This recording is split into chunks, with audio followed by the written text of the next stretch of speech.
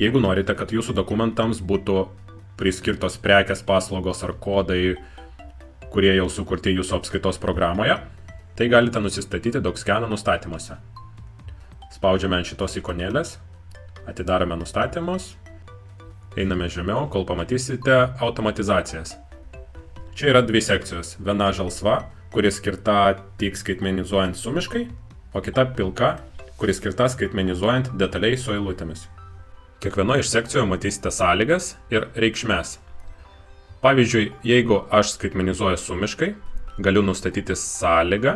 Pavyzdžiui, jeigu dokumente suras įmonė su tokiu kodu, kaip pirkėja, priskirs mano nustatytą reikšmę.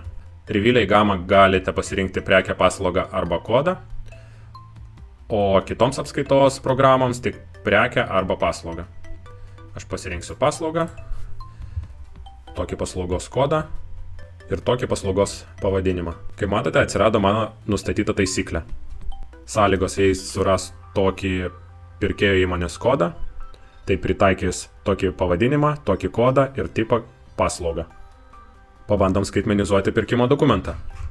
Einam į suvestinę, skaitmenizuosiu sumiškai, nes nustačiau automatizacijos taisyklę sumiškai. Pasirinku failą, šiek tiek palaukiu. Štai statusas pasikeitė į atliktas, atidarau failą.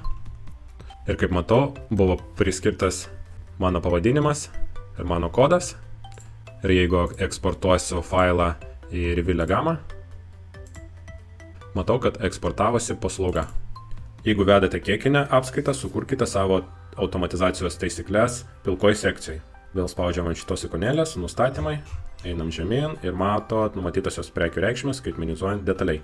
Čia galėsite nustatyti daugiau sąlygų. Pavyzdžiui, pagal PVM procentą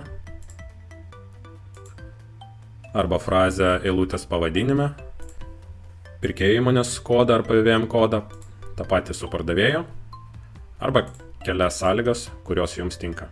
Pavyzdžiui, aš noriu nustatyti, kad visoms dokumento eilutėms, kur PVM kodas yra 21 procentas ir pirkėjas yra su tokiu įmonės kodu, pritaikys tokį prekės kodą, tipas prekia ir pavadinimas per 6000. Spaudžiame išsaugoti taisyklę. Jūsų nauja taisyklė atsirado. O jeigu norit, kad visoms kitoms eilutėms, kurioms netinka nei viena iš jūsų nustatytų taisyklių, tada pasirinkite taikyti visoms kitoms eilutėms ir taip pat galite nusistatyti prekės kodą, tipą ir taip toliau ir išsaugoti tokią taisyklę.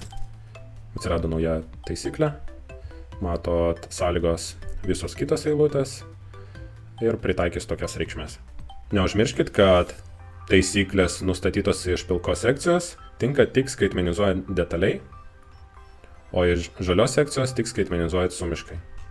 Mes dabar nusistatėm iš pilkos sekcijos skaitmenizuojant detaliai, tad bandom kelti dokumentus ir skaitmenizuoti detaliai su eilutėmis.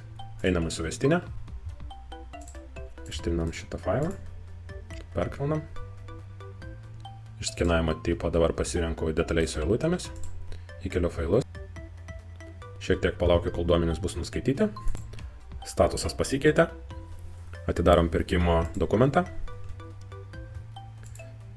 atidarom prekių eilutes. Kaip matote, šią eilutę buvo nustatytos reikšmės iš mūsų pirmos taisyklės, o pardavimo dokumentui iš antros taisyklės, kur mes nustatėm visoms kitoms eilutėms. Kad galėtumėte eksportuoti, pasirinkite įmonę iš kontrahentų sąrašo, pasirinkite failus, spauskite eksportuoti ir štai archyvas su failais eksportuotas. Telieka tik išarchyvuoti ir importuoti į jūsų apskaitos programą.